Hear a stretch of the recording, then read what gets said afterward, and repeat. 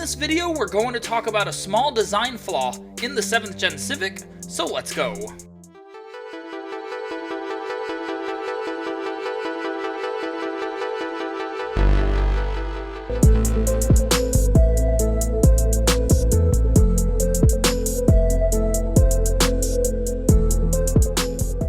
What's up guys, and welcome back to another awesome episode of JDM for All. I want to thank you guys for watching this video, and if you haven't already, please do not forget to like and subscribe. It helps me out a lot. This video is about this 2002 Civic, which I recently purchased, and it is an awesome vehicle. And I've owned one of these 7th Gen Civic sedans before. It was an EX in Nighthawk Black Pearl. It was really nice, and I am a fan of these smaller Gen Civics. The 7th Gen Civic really reminds me of EK and EG, more of the old style of the Hondas, and I do like how small these are. I mean, literally, you can lean over and touch the door panel of the passenger side. It is a really small car, and I do like that. It is definitely a fun car to drive. But today we're going to be talking about the design of the airbox in these cars. And I've heard a lot of people point out flaws with these 7th Gen Civics, and basically with every car there will be flaws. But there is a flaw that I want to point out to you guys. I'm going to show you guys right now.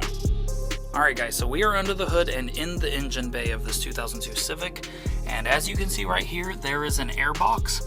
And it's a pretty big airbox. This is probably the biggest airbox I've ever seen on a stock Civic. This is where the filter goes, and I don't even know what this is. This is some sort of airbox design. I have no idea. I thought it was weird in my first 2002 Civic, and I still think it's weird.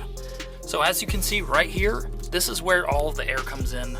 Yeah, it's a pretty weird design. I actually think it's a poor design because the gens before this basically had a tube that would go right here and then a box with clips. So you would basically just pop the clips off, pop them back on. My Lexus is designed like that.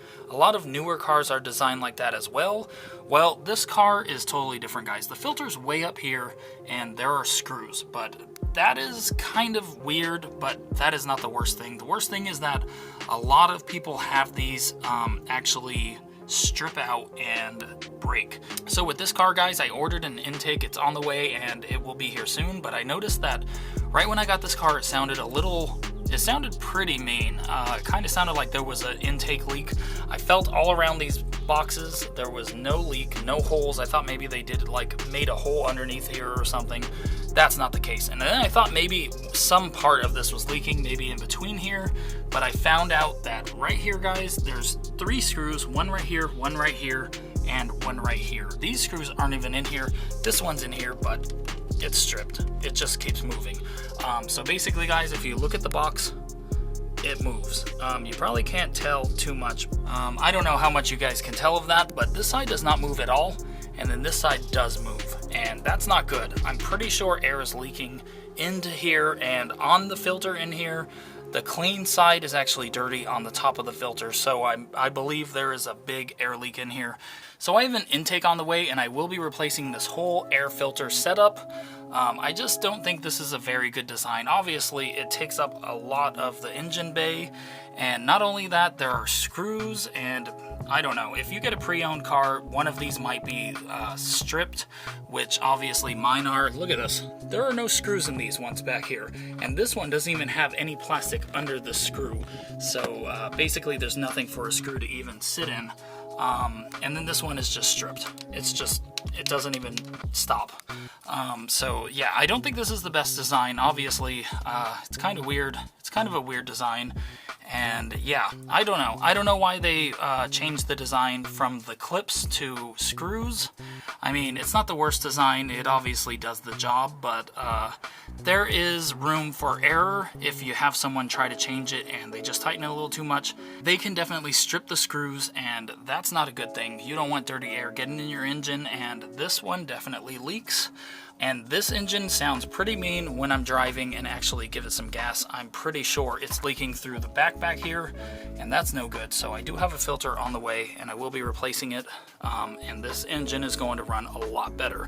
So I've heard that a lot of people actually have that problem where this airbox actually leaks because the screws are stripped, and apparently it's a big problem with this generation of Honda Civics. And if you try to go to Honda and replace this, I've never even checked.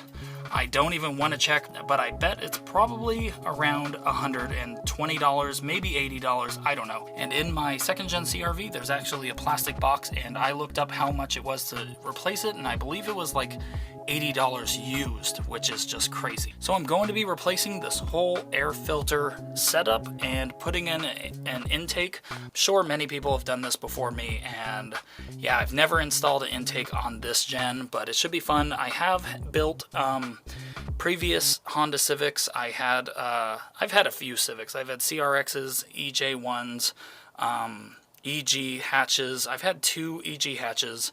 I've had a lot of Honda Civics, and never modded one of these though, and I'm definitely excited to. And yeah, I think it's going to look great once it's lowered and gets rims, and with the intake I think it's going to be really cool. So look out for that video, guys.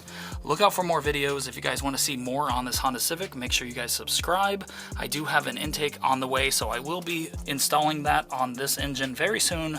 So yeah, I'm definitely excited. Alright guys, well that is it for this video. Thank you guys so much for watching, and I will see you guys on the next video.